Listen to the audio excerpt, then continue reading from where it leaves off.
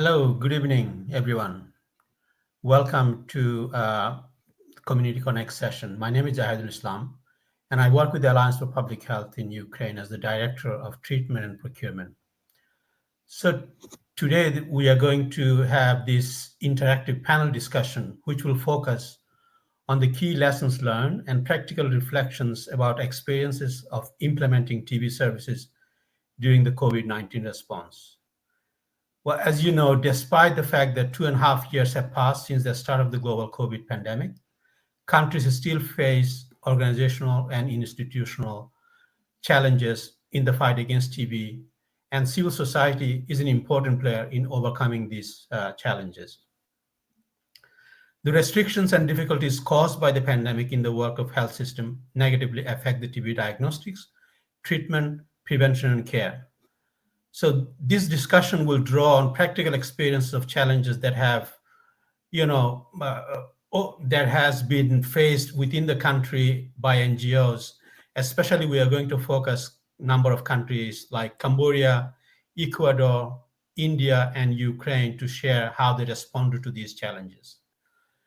And the session will also sort of further reference to program implementation with a particular attention to the role of cooperation between civil society and communities affected by TB. So I would welcome everyone to enjoy the session and also engage with the question and answer. So now I will thank you for joining and whoever is joining slowly. And I hand over to my colleague, co-chair, Dr. Askar. Please.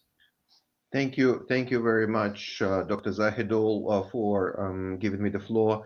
I would like to introduce myself. My name is Askar Yedilbayev, and I'm the regional advisor on tuberculosis and drug-resistant tuberculosis in the WHO Regional Office for Europe. And with this, it is my pleasure to introduce our speakers. First, I would like to introduce Dr. Naveen Satle, who is working as a state coordinator in Madhya Pradesh operations of Lipra, India, since September 2014. Naveen has more than 20 years of experience working in the field of public health. He has a vast experience in monitoring and evaluation, capacity building, program planning, mentoring, and supportive supervision.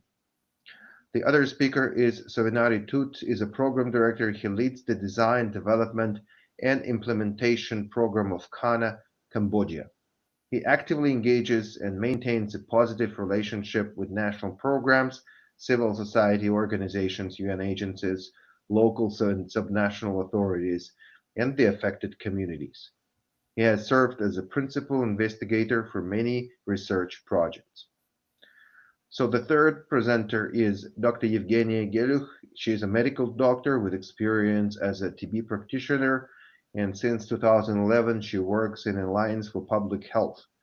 She has experience in development and implementation of projects within the Global Fund National Grant to contract with HIV and tuberculosis epidemics, as well as monitoring and evaluation of tuberculosis program, technical assistance to local NGOs, staff education, and budget holding.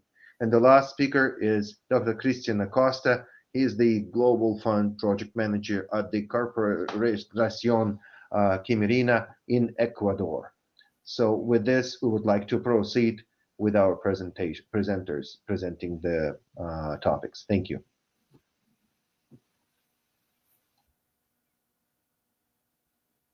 Good morning, good afternoon, and good evening to everyone. Myself, Naveen Satle, State Coordinator for Leper Society India. My topic is challenges and lessons learned from the implementation of tuberculosis program during COVID-19 pandemic, experience sharing from Cambodia, Ecuador, India, and Ukraine. I am sharing our experience from India. And during COVID pandemic, we were implementing tuberculosis project for private providers.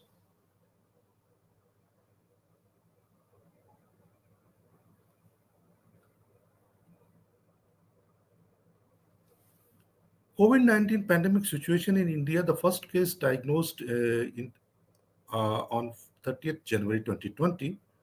Due to high rise of the cases, Government of India announced countrywide lockdown from 23rd March 2020. India has the second highest number of confirmed cases in the world. All public health resources diverted to tackle the COVID-19 pandemic situation at that point of time. During lockdown period, tuberculosis cases notification dropped almost 60% in public as well as private sector.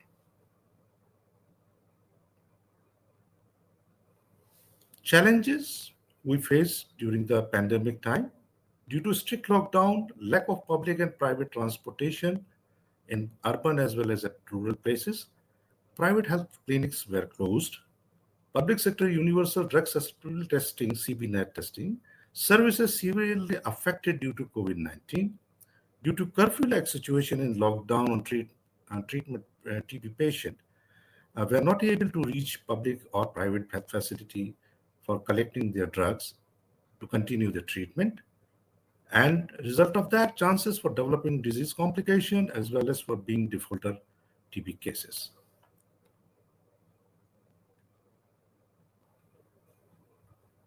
The intervention we adopted as a need for the time engaged internationally renowned private lab called ThyroCare for universal drug susceptible testing, also called CBNAT testing for private sector TB patients, as well as we also hired private courier services to collect anti-TB drug FDCs from the district TB center and to deliver that same drug in advance to private sector patients' home to ensure at least treatment should be continued.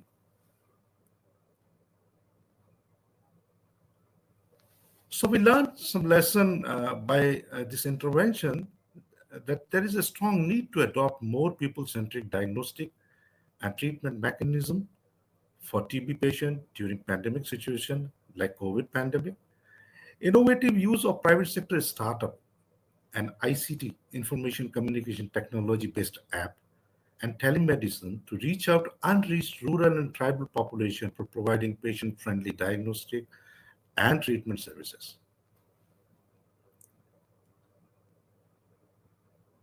Thank you so much.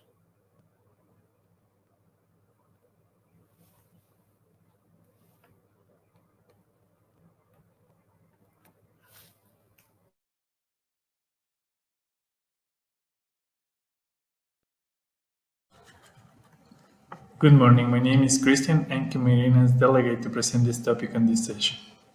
I come from Ecuador, a country that is located in South America on the Pacific coast between Colombia and Peru.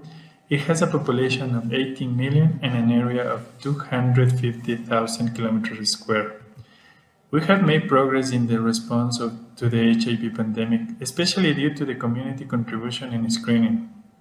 However, we still have important challenges in treatment, such as reaching undetectable viral loads due to multiple factors, such as adherence to treatment or migratory waves. For this reason, Cameroon has worked for 20 years to generate from the community a response that contributes to fulfillment of the country's goal, especially with a community model based on combined prevention and that has respect of human rights as a transversal axis, especially the right to access to health of all of people.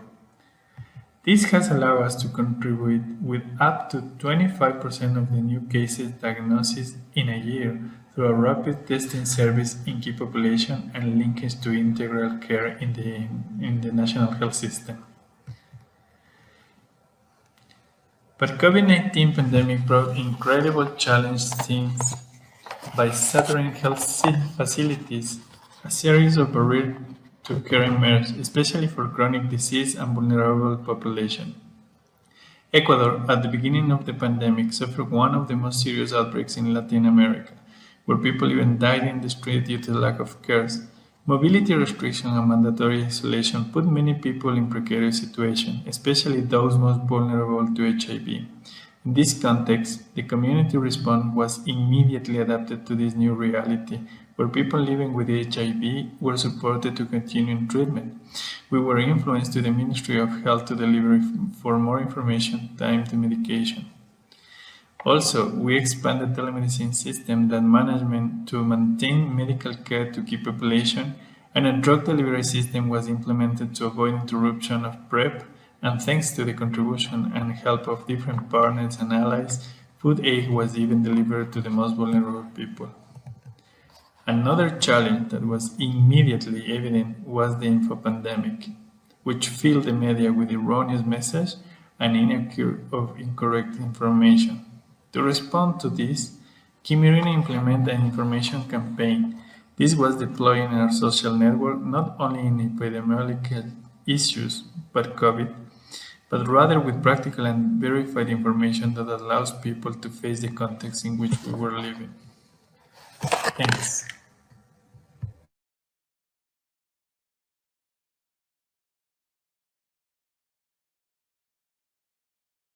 Hello to everybody. I'm Evgenia Geluch. I'm medical doctor by background with more than 10 years of clinical experience. Now I work as a senior TB program manager at Alliance for Public Health, the largest non-governmental organization in Ukraine. I would like to present to you our experience in the supporting anti-TB efforts in the context of COVID epidemic.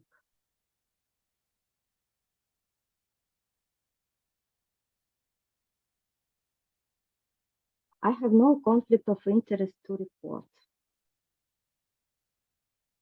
Ukraine is a big country in the Eastern Europe.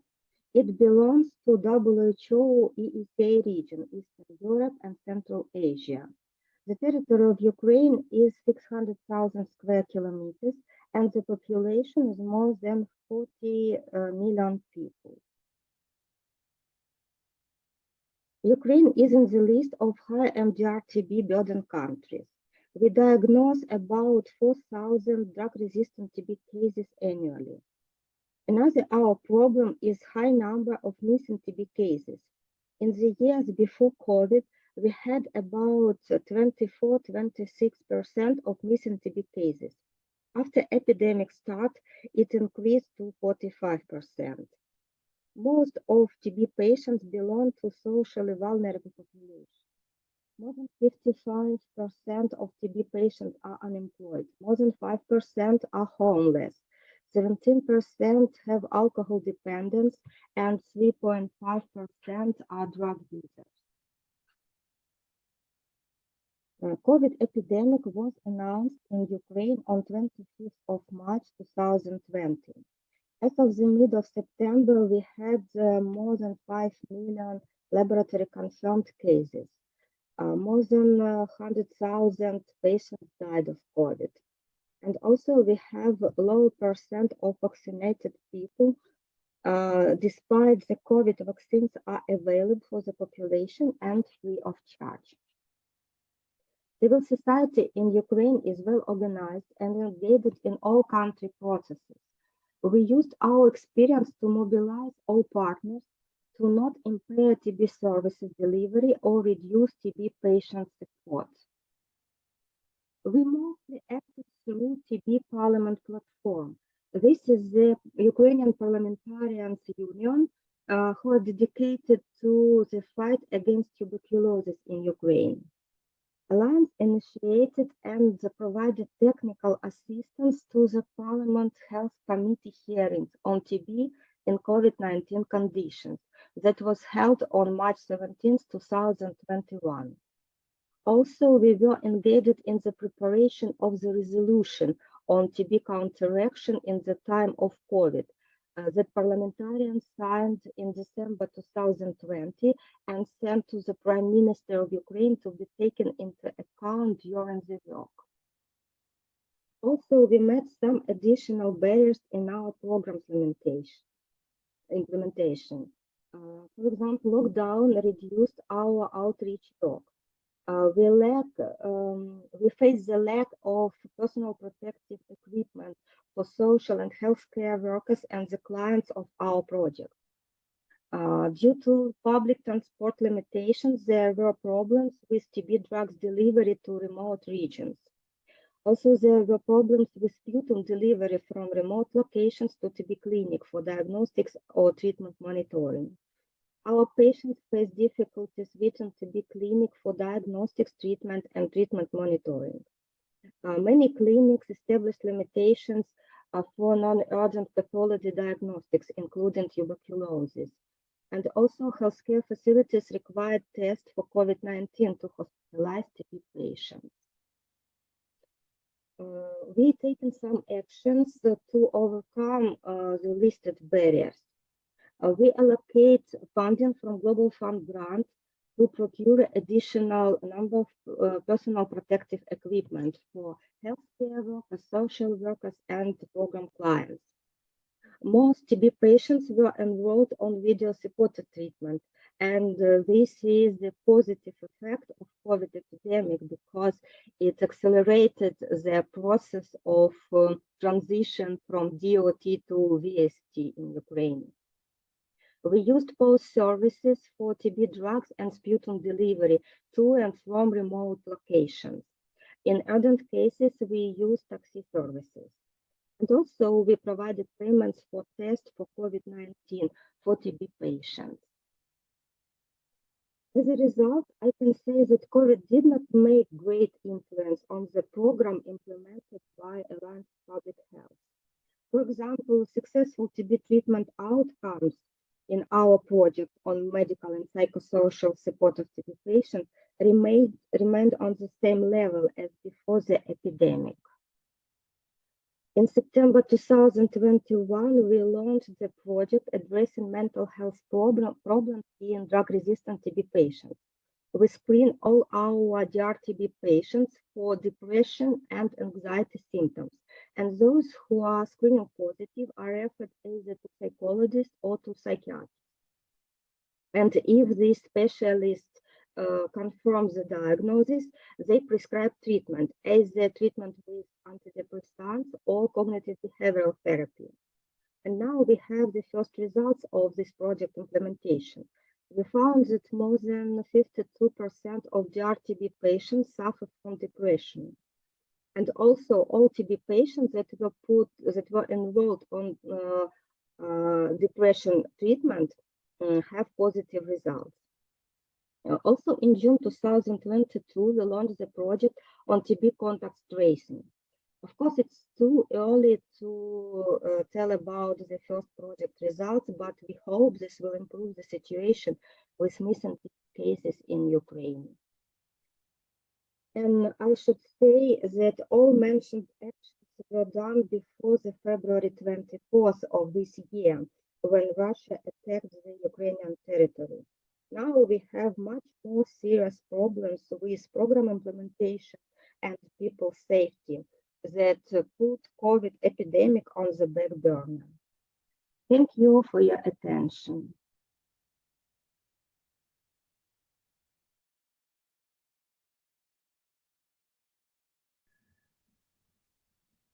Hello everyone, I'm Zabranitut from Kana, Cambodia. It is my great honor to present you of our program experience, titled Challenges and Lessons Learned from the implementation of the tuberculosis program during the COVID-19 pandemic. Experience from Cambodian non-governmental organization. Let's see the background. The COVID-19 situation has posed significant limitation on the scope of the project implementation and action of our partner in Cambodia in the last 2 years. The national TB program still maintains 100% of TB species covering during this critical period.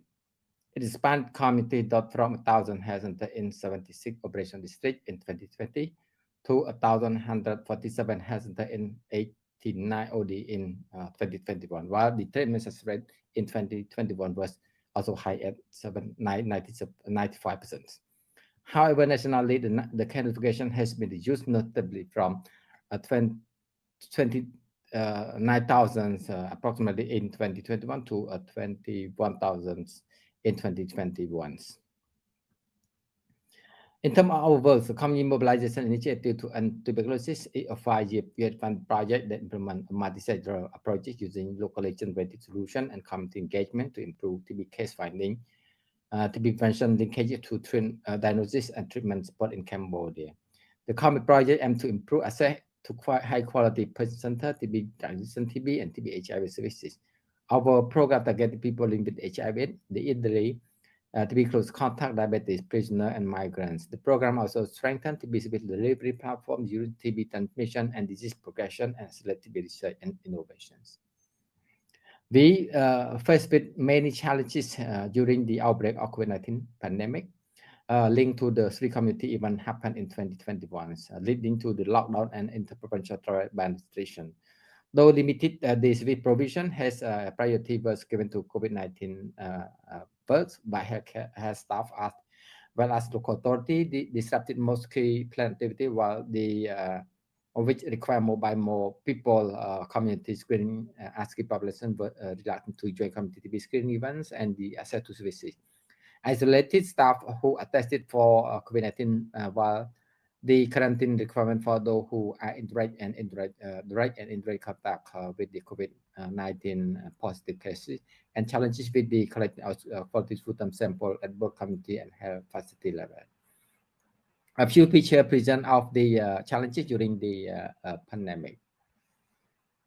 We learned a lot from the during the pandemic. The community built strong community health workers such as a lay counselor, sit and recruit, and village health support group, which play an important role in identifying people with presumptive TB, collecting sputum linked to diagnosis, treatment, support, and care. During the administrative measurement ranging from lockdown and travel restriction, lay counselor had privilege to collaborate closely with the authority and health staff to travel across the boundary to distribute TB medication to distribute TB medicine to patients under their competence.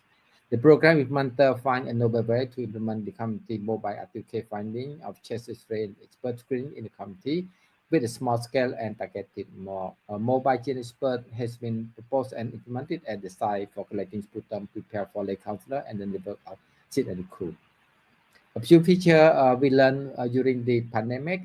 People bring the medicine to the community, one-to-one contact and sputum collections.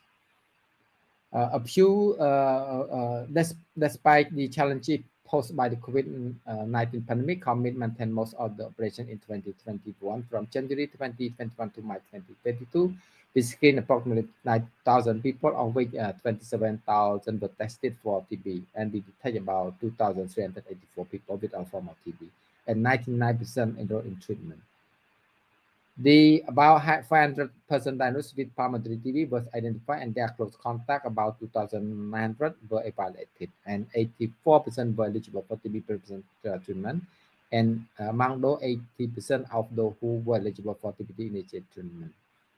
In conclusion, the COVID-19 situation has posed significant limitation on the scope of project implementation as an partner in Cambodia. However, current partners as commit project into the program have learned from the obstacles they have encountered and been challenges to circumvent them by suggesting new idea and locating new opportunity as they move forward. They have been able to contribute effectively with Cambodia fight against the TB pandemic. We would like to thank the National TB Program, the UICID, the Implementing Partner Committee, and National Program and Subnational Program.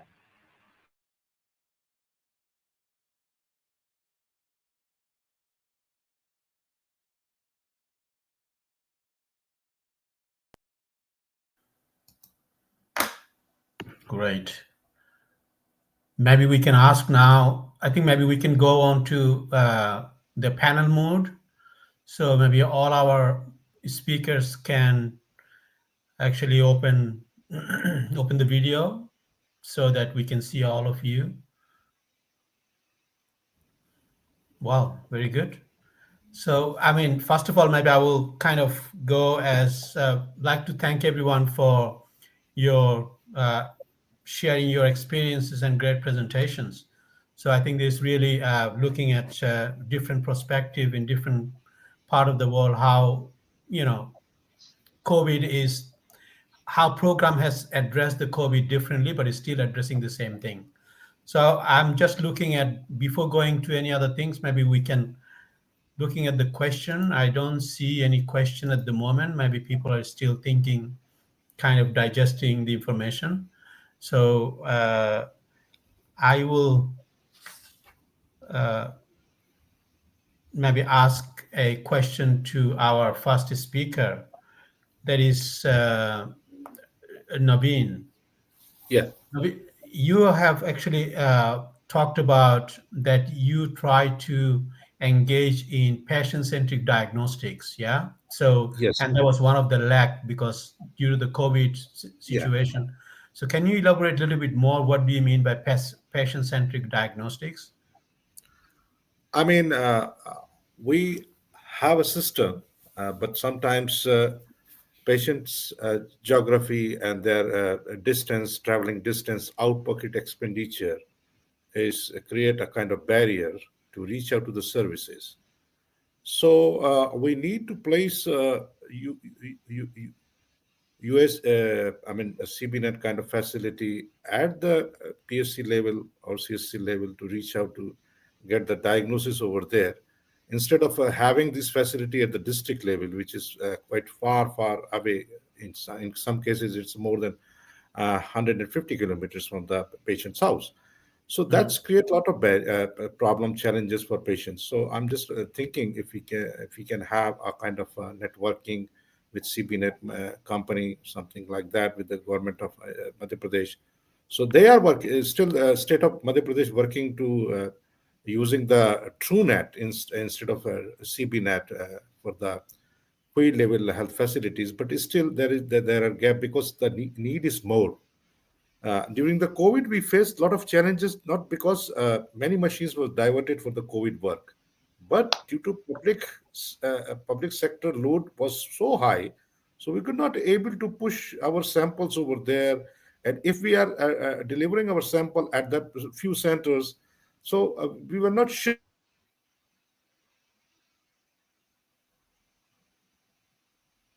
Hello, I think we lost perfectly Naveen. professional. So that's why, Okay, yeah. Okay. thank you. Dr. Askar, please. Thank you very much. So there is also a question that is coming to Christian to tell more about your experience to use telemedicine. So before, I mean, giving you a floor, dear Christian, is that I would like to say that right now we are in the mode when we are in the process of recovering from the consequences of the pandemic, but still the pandemic is not over, and we have to be prepared. But there are some of the lessons learned that we have heard today, but also there are other examples from other countries, and we are trying to mainstream some of the best practices and into the reality, and also in the current tuberculosis control, such as video supported treatment or telemedicines or anything else. So, but at the same time, there is a question to you. I have asked whether, please tell more about your experience in using telemedicine during the COVID-19, and maybe a following up question from me of whether, I mean, at least now at this stage of the not post pandemic, but when it's more lighter, you are using that. Thank you.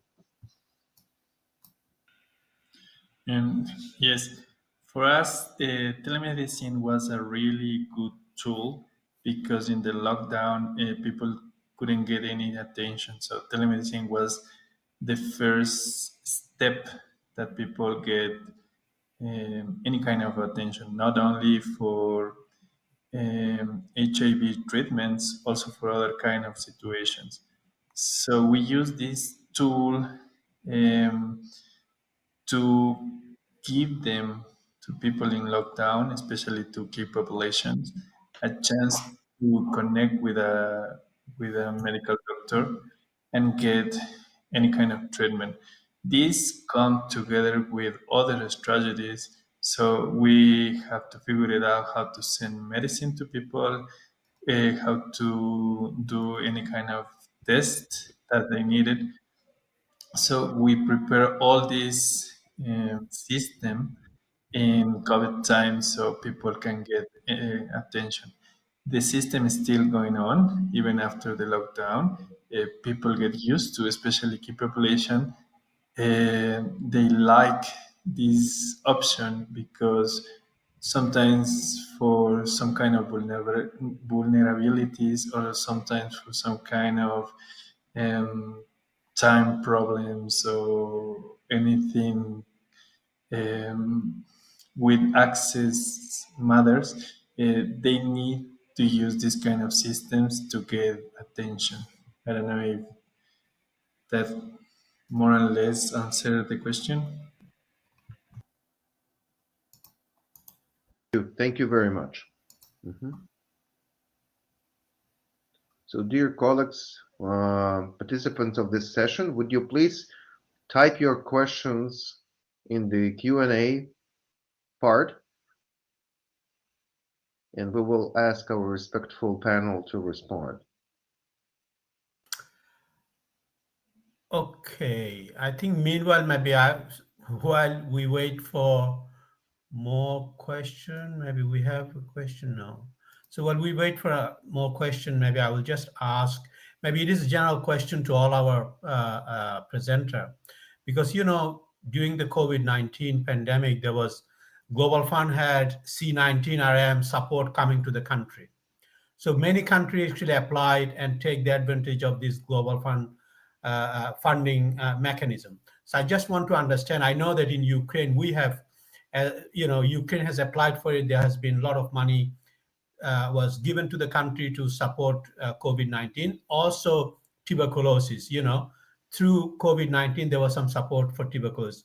So I just want to understand how many countries within this have, taken that opportunity to, use the COVID funding, also emphasize the, TB services within the COVID, and what kind of, if yes, what kind of services you were able to, incorporate within the COVID-19 and tuberculosis.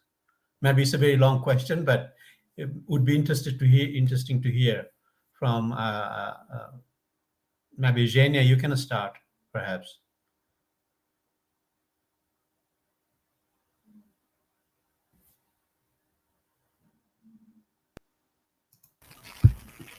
Yeah, okay. Thank you for your questions ahead. We mostly use the additional funds for COVID grant to mitigate the consequences of COVID on our programs. For example, one of the biggest problem is the country that detection rate decreased dramatically. And we decided to scale up some of our project on active case finding among most at-risk populations within this additional COVID grant. Also, we provided some support to our healthcare workers and nurses and social workers engaged in medical and psychosocial support of TB patients. In particular, we procured bicycles, electroscooters, and thermobags to allow them to deliver TB drugs to patients and to deliver sputum from patients to clinics to mitigate the consequences of public transport limitations. And also we launched a new project within the COVID grant also to improve the situation with missing TB cases. We decided to screen contacts of TB patients for tuberculosis. I mean those contacts who are not who were not screened within their routine contact tracing. So we find additional contacts for TB patients and screen them for TB.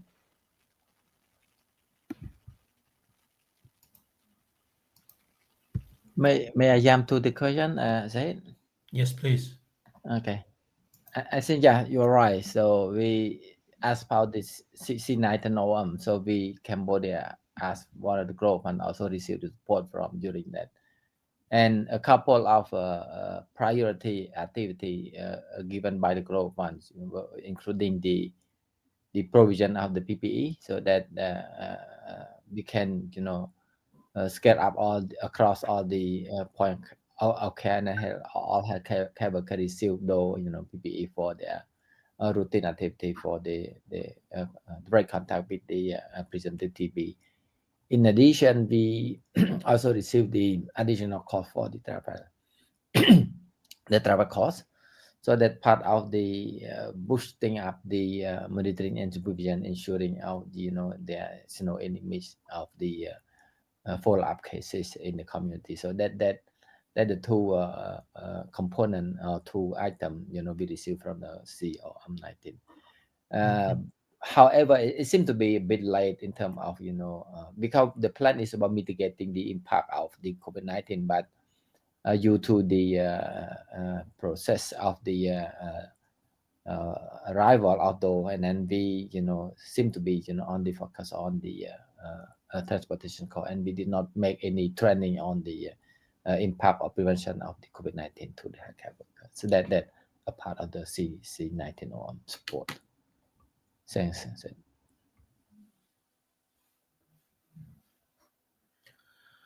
Okay, maybe we have some question, yeah? Oscar, if you please want to Thank go you. ahead. So there is a question again to Evgenia.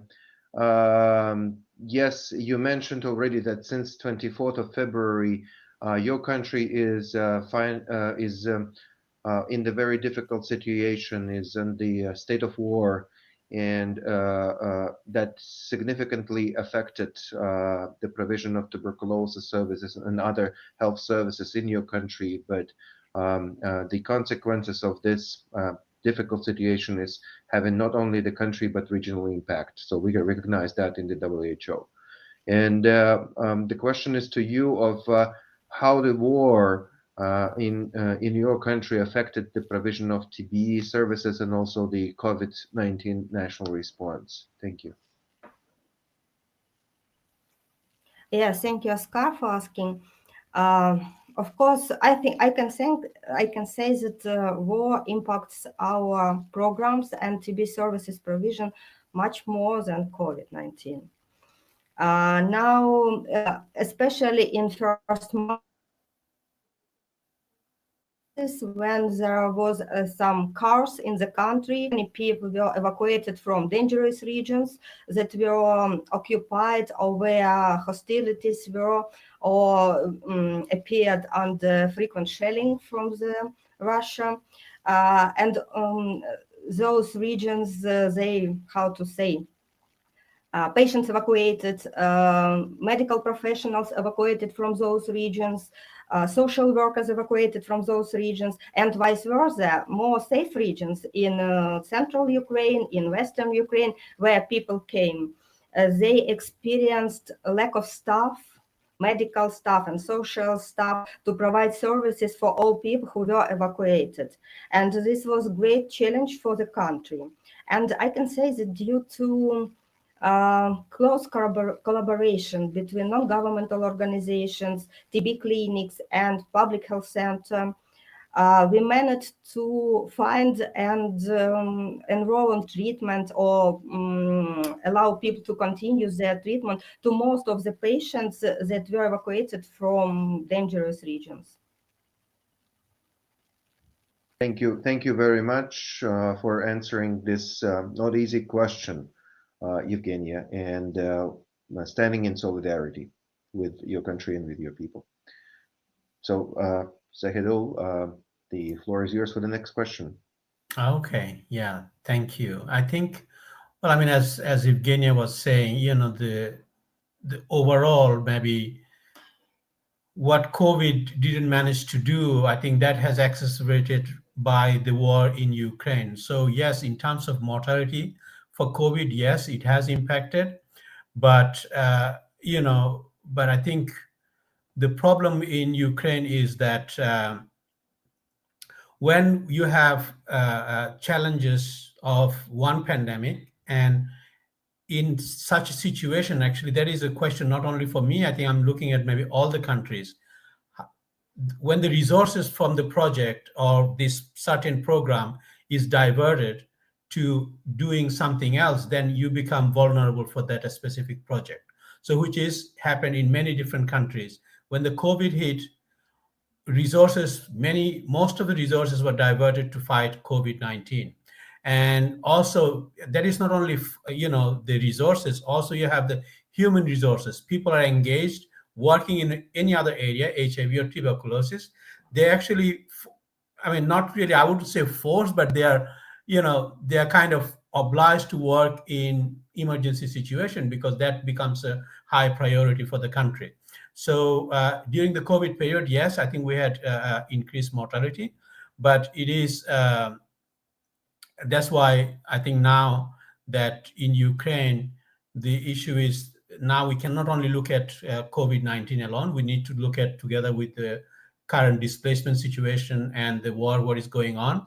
So, and that's why Ukraine is currently going through a recovery plan to see how we are going to address this, especially focusing on displaced population, because we don't, hundreds of healthcare facilities has been destroyed where we cannot provide any services at the moment. So how to actually reach those population in order to provide services in the condition where they are mobile.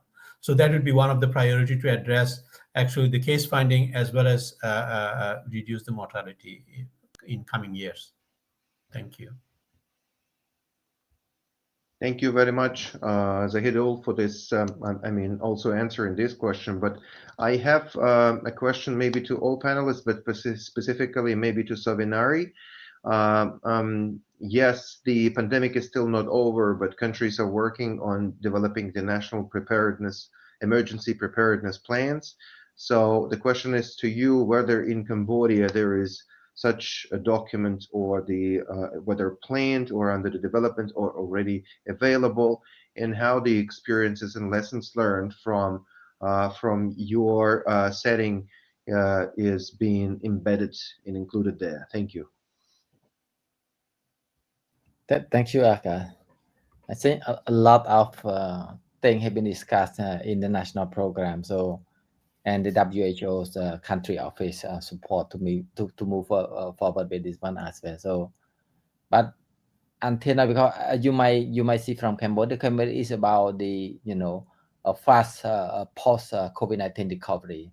So because we are well managed in terms of vaccination. So for example, in myself, I got 5 vaccinated already, and we Cambodia MOH, Ministry of Health, been managed well in terms of this, and so that's why I think in terms of preparedness, for the, and it's still under discussion. I think I believe the national program and WHO are leading on this one as well, and we are part of this. But it about a little bit far, comparing to the other. So we are part of that for the global, the frontline aid to working on that as the global commitment. But in country context, we mainly rely on the national program and the MOH and also the WHO. So as the non-governmental organization, we contribute some, but not the lead of this work as well. But regionally, yes, we as part of the regional task force for WHO or global. So we are part of that preparation as well. So that been discussed a couple of, I think it last week. Our administrator also attend the workshop or the meeting in Vietnam, and then be in progress for some at least additional contribution, and that from our context. Thanks, Aka, for your question. Thank you for answering. Thank you.